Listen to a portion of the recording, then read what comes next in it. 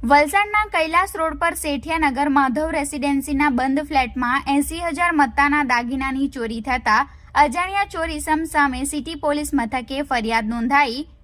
ચોર ઈસમ સીસીટીવી કેમેરામાં કેદ. વલસાડના કૈલાસ રોડ સેઠિયાનગર 106 માધવ રેસિડેન્સી પારડી સનપોર ખાતે રહેતા શંભુ રુદલભાઈ મિસ્ત્રી ઉંમર વર્ષ 45, મૂળ રહે રામપુર અખાડે, ખરહરી, ગોરખપુર, યુપી, જેઓ તારીખ 18/4/2024ના રોજ પોતાના પરિવાર સાથે પોતાના વતન લગ્ન પ્રસંગ હોય જેથી યુપી જવા માટે માધવ રેસિડેન્સીમાં આવેલા પોતાના ફ્લેટને બંધ કરી યુપી જવા રવાના થયા હતા. જે દરમિયાન કોઈ અજાણ્યા ચોર ઈસમે તેમના ઘરને નિશાન બનાવી તારીખ 27/4/2024ના રોજ ઘરનું તાળું તોડી ઘરમાં રાખેલ લોખંડની તિજોરી તથા લાકડાના કબાટ ખોલી ઘરનો સરસામાન વેરવિખેર કરી નાખ્યો હતો.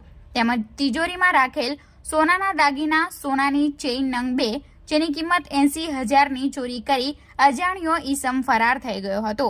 જે ઘટનાની જાણ તેમના બાજુમાં રહેતા બબલુભાઈ મિસ્ત્રીએ ફોન કરી શંભુભાઈને જણાવ્યું કે તમારા ફ્લેટનું તાળું તૂટેલી હાલતમાં છે, જેથી ચોરી થયા હોવાની જાણ થઈ હતી.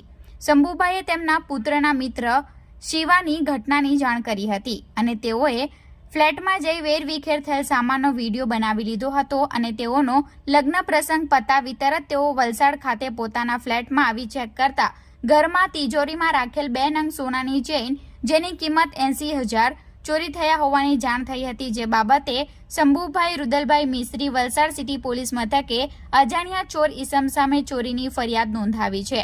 આ ઘટનામાં અજાણ્યો ચોર ઈસમ સીસીટીવી કેમેરામાં કેદ થયો હતો.